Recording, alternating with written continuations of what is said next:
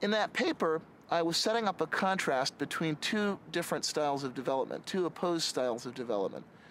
One, which is the conventional closed development style, which I called the cathedral style.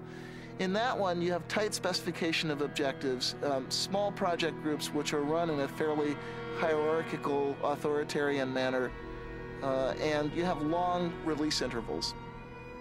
On the other hand, what I identified as happening in the Linux world was a much more peer-to-peer, decentralized market or bazaar-like style in which you have very short release intervals and constant solicitation of feedback from people who are formally outside the project, a very intense peer review process.